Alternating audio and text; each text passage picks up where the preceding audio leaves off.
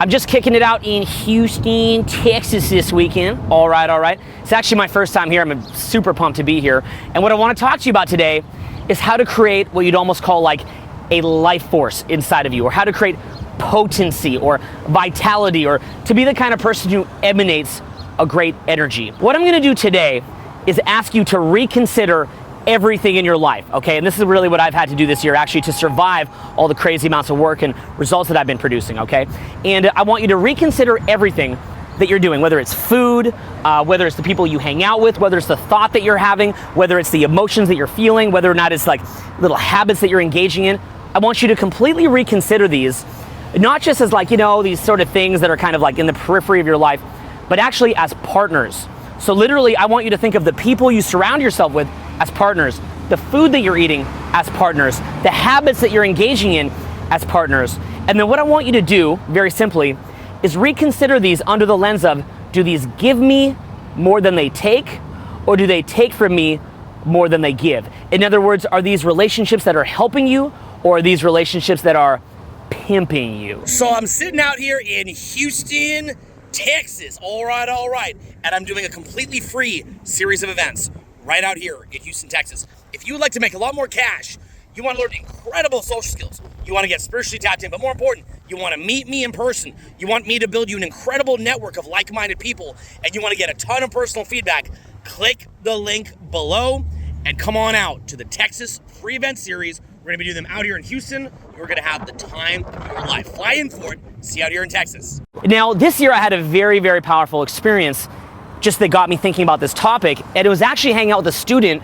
who had been an ex-heroin junkie. Okay, so he'd been an ex-heroin addict. And I think he actually helps people with heroin addiction now. He's a total badass. I really like this guy, and I really had a fun time teaching him. And in a lot of ways, I felt like I learned just as much from him as he learned from me. And the major thing that he taught me when I asked him about his previous heroin addiction was what effect heroin had on him and the problems of addiction. So what I said to him was, I was like, dude, look, why was it that you used to do heroin? What would make you go do something crazy like fucking heroin? It just sounds insane. And what he said to me was, look, dude, heroin actually gave me a lot. It gave me energy. It actually helped me go to work. It made me feel good. It met a lot of my emotional needs. So I had a lot of reason to keep doing heroin. So what I said to him was, I said, well, dude, why did you quit then? Like, what was the point of quitting heroin if it was doing those things for you? And what he said to me has stuck with me ever since. I've thought about it ever since, and that's actually what this video is about. What he said to me was, he said, look, man, even though heroin was good for me, it took from me. Heroin takes from you, man. Heroin, it fucking takes from you. It takes, and it takes, and it takes. And, you know, I've never even smoked weed before, so I really have no idea what that's about. But, you know, I've seen heroin junkies on the street and things like that, and you can clearly see that it takes. But the gist of what he was saying was that even though it gives to you, it also takes from you. And so after I heard that, I started thinking about addiction in general, and thinking about how things that might look good on the surface actually wind up taking from you more than they give. And what's funny is that something like heroin is so obvious, right? Like, we all know that if you take heroin, yes, you'll get high out of your fucking mind, but it's gonna take from you in the long run. But what I would ask you to think about is, what are things that take from you in a way that is very subtle? Like, it subtly takes from you and you can't even see it because the timeline is more stretched out, right? See, with heroin, you start taking it and maybe in a year or two, your life starts to fuck up and you can see what it's doing, so you're more likely to quit. But imagine things like unhealthy food, unhealthy personal relationships, unhealthy habits, unhealthy thoughts, unhealthy emotions, unhealthy social influences or books or media that you're taking in. There is no obvious way of telling that these are hurting you. You can't tell. And so for that reason, what I realized is that I want to give a title to these types of influences. And what I call those is a poison drip. Okay, now I want you to think about that. It's kind of a funny way of thinking about it. If you're gonna kill somebody, one way that you could do it is you could chop their fucking head off. Okay, you just go, dude, I'm sick of your shit. I'm chopping your fucking head off. Bang, you chop their fucking head off, right? And that's very obvious and over the top what you're doing. But what if you want to have a lot of different victims going at the same time? What would be the best way to do that? In my opinion, the best way to do it would be to poison drip them. Just slowly take away from them. Almost get them addicted to you in this weird, fucked up, unhealthy relationship where they're literally now addicted to you, but then you just slowly kill them without their knowledge. So the first way that I want to get you really thinking about this is to explain to you the relationships between pimps and whores, okay? And this is a very classic way where you have a situation where a poison drip is taking place, where the pimp is actually taking more than he's giving, and the whore is having the life sucked out of her in exchange for her relationship with the pimp. Okay, so in a pimp whore relationship, you've got this girl who will go out and fuck these different dudes who are probably really fucking gross, maybe HIV infested, maybe beat her or kill her, okay? The job that gets you killed the most in the world, as far as I've heard, is actually prostitution. And then she takes the money that she gets from that, brings it back to the pimp, who then proceeds to take the money and beat the shit out of her. Isn't that funny, right? Off the top of your head, you'd probably think, I would never do that. That's ridiculous. I'm not gonna get pimped. Well, why is this girl getting pimped in the first place? Okay, right off the bat, the pimp is providing some sort of value. Don't delude yourself. He is providing value. He's saying, girl, you've been misguided and undecided for far too long. You need management, baby, right? I'm gonna take you to the end of the rainbow, girl. Me and you against the world, girl. What the pimp is providing is a feeling of discipline. He's allowing her not to have to think. That's a very big one. Making it so she doesn't have to think. He's taking certain pressures off her, even making her feel like she has security. And then in addition to that, he's giving her a wide range of emotions. You'll notice that pimps have this crazy way of talking. They call it the $1 million mouthpiece. And we actually teach a little bit of this in pickup artistry. And the basic gist of it is that you can talk in a way that pumps the girl's emotions and brings out her natural femininity. A lot of girls, if they're very feminine, they don't want to have to think. They want to laugh. They want to be joyful. So as a result of that, the pimp uses his $1 million mouthpiece to give them the right emotions. But then what he does is he makes the offer of security, not having to think or giving them a lot of emotions, and then he proceeds to beat the shit out of the girls so that they lose their self-esteem. Now that's the key part right there, is that by abusing the girls and making them feel worthless, even surrounding himself with other girls, other whores in his harem, which then allows the girls to feel like, oh, I need the pimp more than he needs me, what he's doing is he's lowering her self-esteem to the point where she's too weak to leave. Here's where the poison drip comes in. What you have is a situation where the whore can't think anymore because she stopped thinking. She gave up her thinking to the pimp. She even allows the pimp to regulate her emotions. She no longer has the ability to think because she gave it up to somebody else. Look, this is no different than, say, Microsoft Word with auto spell correct. I remember this one time, it's a funny example. I had been using Microsoft Auto Spell Correct back in college, right? And I turned in this essay where I didn't have Microsoft Word for that one particular essay, and it was loaded with spelling mistakes. I was an English major at that time before I switched to philosophy. I've got great spelling. How in the fuck did I have all these spelling mistakes? Microsoft Word, with the automatic spell correct, made it so that the part of my brain that monitors spelling didn't need to operate anymore. And as a result, I got pimped by Microsoft Word. Not that I'm complaining, I feel it's a win-win relationship. But the point being with the girls, what winds up happening is they give up their ability to think to the pimp, so they can't think anymore. They even give up some of their emotional regulation to the pimp, so they can't control their own emotions anymore. And then he beats the shit out of them, and what happens then, their self-esteem is too low, so they're afraid to leave, and now what you have is the classic pimp-whore relationship. Now, when you hear about this, you're thinking, oh, I would never get pimped. I would never let myself get pimped. But what I would ask you is, what are less obvious places where this is happening to you? If I was going to be honest with you, are there certain foods that you eat or habits that you have or relationships that you maintain that give you a crutch? Like literally they provide a crutch. And that crutch has maybe even eroded your ability to handle your own shit, right? But then in the process of keeping that crutch, what winds up happening is it takes from you. Like I said, it can take from you slowly. It's not so obvious right away. But what I want to do is I want to get you thinking about it. And when you start thinking about it, I want to ask you where you're getting pimped. I want to ask you where you're getting poison dripped. And I want you to think about how you could make an increase in your energy, vitality, and potency. Okay, so the essence of getting pimped is that some kind of person or any type of external influence comes along, and in your mind, you think that this will provide some kind of relief or benefit or help or good emotions.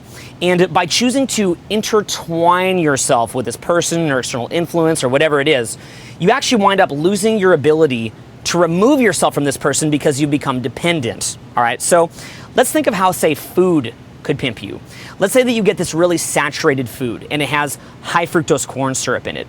Now, high fructose corn syrup really tastes good on the tongue, right? It's like you have all these different taste sensors on your tongue, and when you taste high fructose corn syrup, anything that has high fructose corn syrup in it, not just straight high fructose corn syrup, what winds up happening is it tastes so good, and you think that you're eating something really good. It's cheaper, right? Say it's like a drink such as Powerade that's filled with high fructose corn syrup. You're drinking it, it's really cheap, it tastes really good, so you think that you're saving money, and you think that you're getting something that has a great taste.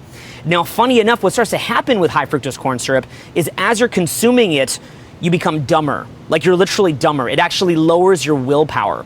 In addition to that, you wind up getting fat. which lowers your self-esteem. So imagine that you're really fucking fat, you have low willpower, and to get off of the addiction to high fructose corn syrup, you'd have to like feel really shitty for quite a long time, you'd have to exert a lot of willpower. You're just doing so bad at life that it's the one thing that provides relief. What's happened now? You've made the decision to partner up with high fructose corn syrup and weird iPhone rings, and as a result of that, you've actually, you basically have just lost yourself. It's actually removed your ability, okay? Let's in fact even think about smartphones. We just had a funny little smartphone go off. A smartphone can do the same thing. At first, it provides you with things like, you know, GPS or email or the ability to look up information on the web. But as a result, in the long term, what happens is it actually interrupts your life. Like, look, we were just shooting a little video, got a smartphone going off. And what happens with the smartphone is also you can get addicted on it. Like literally, you get this little ping of adrenaline when the beep goes off. Or maybe you actually lose your ability to focus. Say back in the day you used to read books, right? You read books that took many hours to read, you really went deep with it, and you were gaining huge amounts of knowledge out of reading books. Also, you were able to become fully engaged with whatever task you were doing. So you were actually working many hours uninterrupted. So you're getting all these different benefits from not having a smartphone, your life is going great, and then you get offered free internet access, or at least immediate internet access. You're being offered the ability to get more information, things like a GPS. It's good, but eventually you get addicted to it because, again, you get that little validation ping or adrenaline ping, and you can just sit there staring at your phone all day. You don't actually have to engage with friends anymore. You see a friend, you're looking at your smartphone, they're looking at their smartphone, you barely say hi to each other anymore. It's a Steve Jobs world, baby. And I think that smartphones are good. I have one. But again, you have to think about how it's pimping you. Hey, all right. So you can probably tell at this point that there are many different external influences that are pimping you without your knowledge. And guys will say to me all the time, Owen, how could this be happening? How could I have never known about this? And what I always say to them is, dude, you didn't know about it because of one basic delusion. You thought that you were this independent island, impervious to the many influences of the outside world. In reality, you are not an independent island. You're a lot closer to a permeable membrane. So think of yourself like this cell that has different influences just coming through the membrane and into you. But conversely, you're also influencing the outside world as well. So it's coming into you, it's exerting an influence on you, and you, fortunately, are also exerting an influence on your environment. But that being the case, you have to ask yourself, which foods should I partner with? Should I partner with a food that gives me a little taste on my tongue and is cheaper, but then it stays as body fat in my body? I have a little cellulite lump for 70 years so that you could taste a good taste for 7 seconds. Should you partner with that kind of food? It makes you dumb. Or should you partner with healthy food? Should you partner with friends who bring you up or friends who drag you down? Should you partner with emotional patterns that become emotional addictions in your body, which are positive? Or should you partner with negative ones because they're self-soothing and you get to make an excuse or blame other people, okay? Which ideas should you partner with? We call these memes mind viruses. You're partnering with many of them up in your own mind. Most important of all, and guys ask me this all the time, what kind of girl are you gonna partner with? Because remember, if you get a girlfriend or get married, that is your better half. In fact, the ultimate partner that you will ever have in your entire life is your woman. And guys will say to me, dude, am I being poison dripped by my woman? I feel something happening. I feel like I'm being manipulated or de-energized. What I always say is, look, the phenomenon of poison dripping is not a girl at a guy thing. It is an evolutionary thing. It is a biological thing. Men do it to women, women do it to men. So is it important that you understand how women do this to you? Fuck yes. If you don't, you could be the guy curing cancer or flying a spaceship to Mars and blow it because a girl took you down. But at the same time, if you understand how it's happening and why it's happening, you can avoid the entire process. And most important of all, you have to understand how you're doing it to her as well, so she doesn't feel like she has to do it to you. So before we even go any further, I'll tell you all in detail of how your girlfriend or wife could be poison dripping you. But first, what I want you to understand is how you are poison dripping women in return. Okay, so the way that men will do the poison drip on women is women's femininity is supported by their environment typically. So women will have these like amazing relationships with almost like sisterhoods with friends of theirs. They might also have male friends who pump up their state. Even guys that kind of maybe even want to fuck them, but will like drive them around and do favors for them. And these girls will in no way, shape, or form ever think about fucking these guys. but you know, they kind of rely on them for emotional support. Also, the girls might have gay friends. The girl maybe has pets. The girl has like a beautiful room, beautiful environment, passions, hobbies. Maybe she likes to go dance with her friends. When women are even going out to dance with their friends, that hits them on a deep feminine level. It might sound ridiculous to you as a guy. I know that me going out, I'm like, yeah, it's the Hey Yeah song by Andre 3000. I know that doesn't really do a lot for me. Maybe it's moderately fun, but for women, this is very important. What men will often do is say things like, you can't wear that, that's too revealing, you look like a slut. Or they'll say, don't hang out with him, he just wants to fuck you. Or, that girl's a bitch, she's a bad influence on you, don't hang out with her.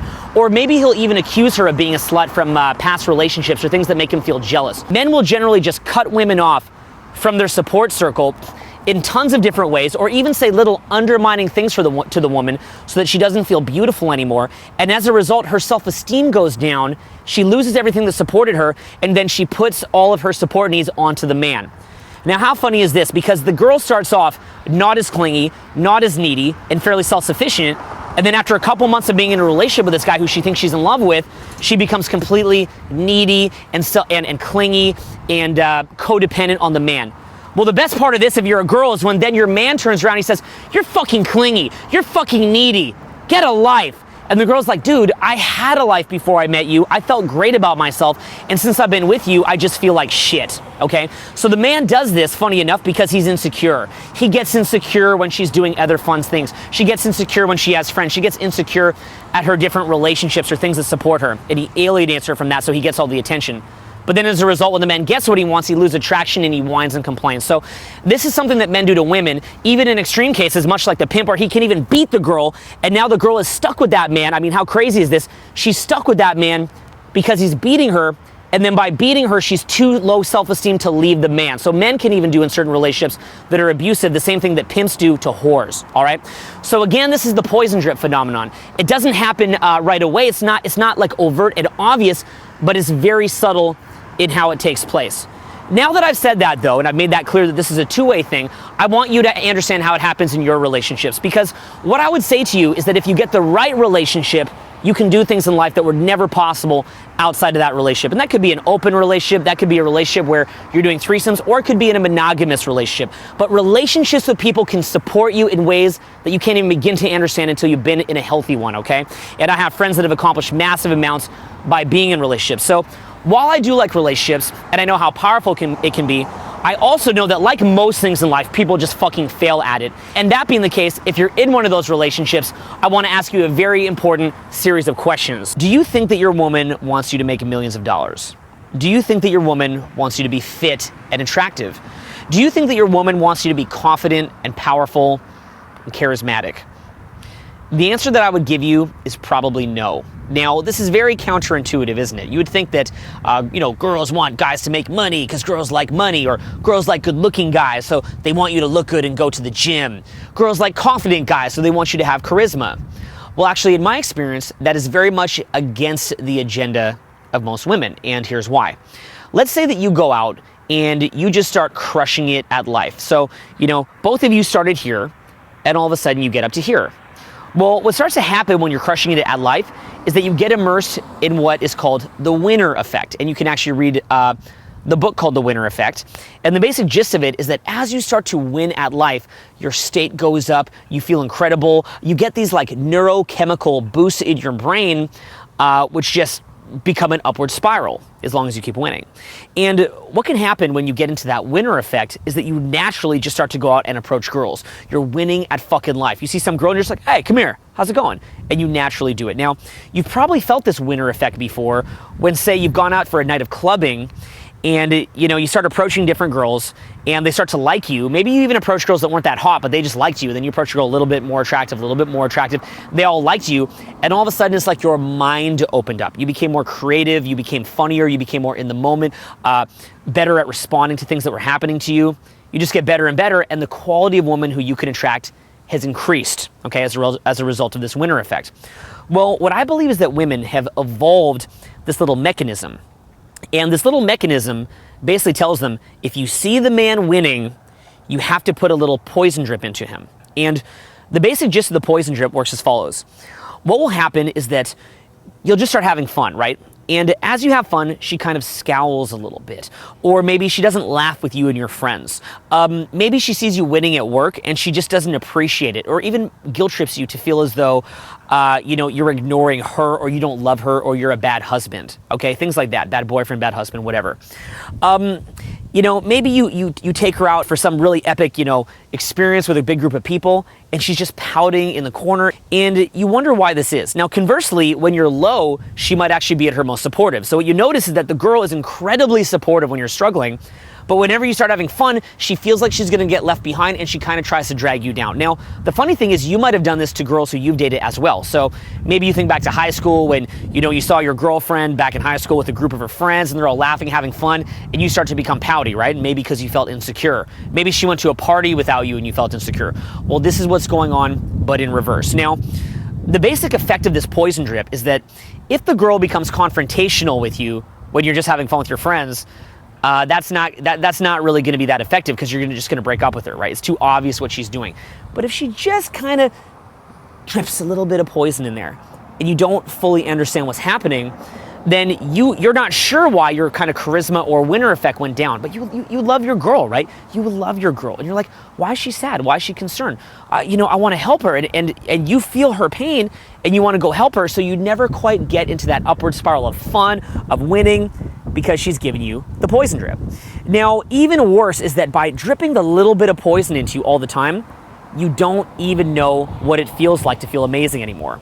And so what happens is, back in the day, you're dating different women. It's going fucking incredible. Your experience of women is just these beautiful young girls who are giggly, having fun. Maybe you're dating girls in college who want to have threesomes with you. They want to get experimental with you.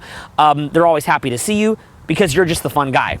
But now you've got this girl where she's fun with you and she loves you, and you feel this deeper relationship, and you don't want to go backwards to just having threesomes with girls in college, or having sex with the prom queen or things like that, because you love your girl, and even though those things are fun, you don't want to keep doing that.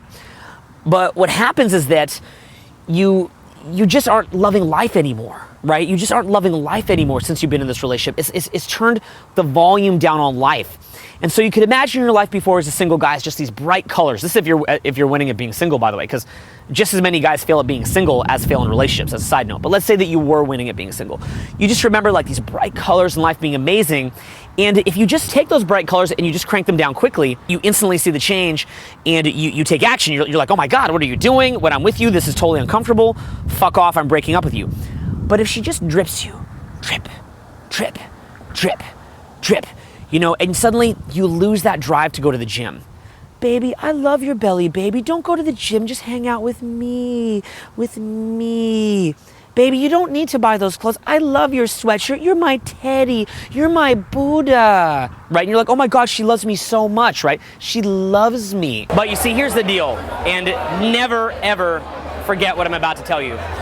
The reason why the girl is doing this unconsciously, at least in many cases, obviously not every case, is because that slow poison drip is designed to erode your state, okay? So you know that great feeling that you have after a night out when you're crushing it and your brain neurotransmitters are all jacked up? Well, when you're in that state, you could open almost any girl. You can attract girls very easily. That's naturally how attraction happens. And the reason why the girl is slowly poison dripping you is that if you erode that state, you can't go and sleep with other women and provide resources to other women. Now, you see this in the form of what's called putz shaming, which is that underlying personality that girls have where it's like, you're kind of this putz with the little nagging comments or the general attitude of, oh, guys are clueless, guys are gross, rather than treating you like a real man, right? It's very emasculating. And what winds up happening is that because you're now getting sex from the girl, and your brain is not forced to maintain swagger to get sex, because try to follow that, your brain does not have to maintain swagger or confidence or state to get sex anymore. She weans you off of needing swagger to get sex, and then she slowly poison drips you so that you lose your state, and now all of a sudden you can't get girls. Now, you've seen the Chelsea Handlers and Joey Behars of the world. They have almost an entire personality geared around this, okay? You need to recognize that this is happening. Now, the funny thing is, who cares that this is happening? You love your girl. You're with your girl. It doesn't matter if you can go get laid anymore, right? The problem is, all these great things that allowed you to step up in life, that confidence that you had that allowed you to step up in life, has been eroded. And for that reason, you have to be aware of if you're being poison dripped, and you need to know how to take control. Whoa, okay, so you see all this crazy fighting out here, and when you see what kind of bullshit that fighting causes, you ask yourself, with all this fucking distraction and drama, how could you live a great life, right? So guys will say to me, well, dude, I've got this girlfriend, I'm massively in love with her, but when she's poison dripping me all the time with little fights or trying to compliment me into complacency, is this really something that I can make happen? Look, we're in Midtown right now, right? It's a nice place, it can be good, but occasionally a fight breaks out. How can you make your life work out well with your girl? Okay, right off the bat, you can come in if you want. Okay, so right off, okay. I know you. I'm talking. So right off the bat, what it comes down to is you've got to show her you're gonna grow together, okay? So it's like, me and you, if we're gonna grow together. Right. Do you know what the fuck I'm talking about? I know what growth is. I know what you're Okay, talking about. these are smart individuals. So first you have to show her. Expanding of the EBITDA. One moment, okay? No IB shit. First you got to show her you're going to grow together, okay? That's the first thing. So you have to show her that your growth is tied to her growth. Second of all, you've got to show her that if you don't grow together, you're going to split apart. So if I'm like, dude, if you interrupt the video, we're going to split apart. But if you're in the video, we're going to grow together, okay? You've got to show her that. Does this make sense? That's sensible. That's Makes a sensible sense. statement. See, just like the girl. So the point being that if you do break up, you're probably going to feel pretty bad though, right? And that's what makes you scared to break up. So maybe you're a little bit afraid to put down that threat. But look, sometimes you do have to break up. And if that's the case, you're going to feel like shit. But you might think that you feel like shit because you fell out of love. Bullshit, dude. You fell out of love because you gave up a crutch, okay? Any crutch that you lose is bullshit, okay? Any crutch that you lose is bullshit. He gave up his boyfriend, he's gay. Okay. I love you, dude. I love you too, bro. Okay. No, listen, love. So wait. Hold up. 2 seconds. So any crutch that you give up, it's going to be painful. Look, crutches meet needs, right? They give diversion, entertainment, the ability not to think. They satisfy chemical addictions in your mind and in your body. Anytime you give up a crutch, it does suck. The point being, anytime that you give up a crutch, it is going to be painful. We know that, okay? Houston knows that. You give up a crutch, it's going to be painful, but it's worth it. Because look, you go through that initial period of feeling like shit. When I've broken up with the wrong girls, yeah, I feel hella like shit. But after I do it, I feel pretty damn good. You'll notice that you're always happiest when you've been single for a little while and you're on the up and up, right? But you can even be even happier than that in your relationship, but you do have to set it up properly. Final insight for you. I've had well over a decade to watch my different friends either succeed or fail. And let me tell you something. The ones who I really admire are the ones who every year just get a little bit stronger, a little bit smarter, a little bit more consciousness, more awake, more potent, more alive. And much like how the poison drip slowly erodes at your soul, it's almost like they have a vitality drip that every year is just adding another drip of energy and another drip of energy. Conversely, I've had friends who I've just watched slowly have their heads ground into the dirt by the boot of life.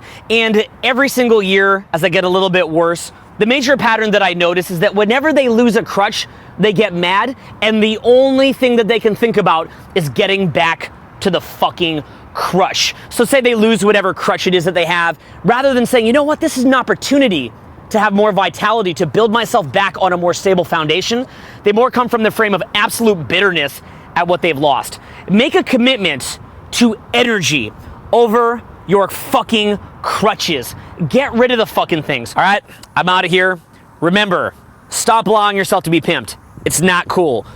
Take whatever amount of pain that you have to in order to take back control of your life. Your energy is gonna be out of control. You're gonna love it. You're gonna be very happy that you did. And I'll talk to you soon. Peace.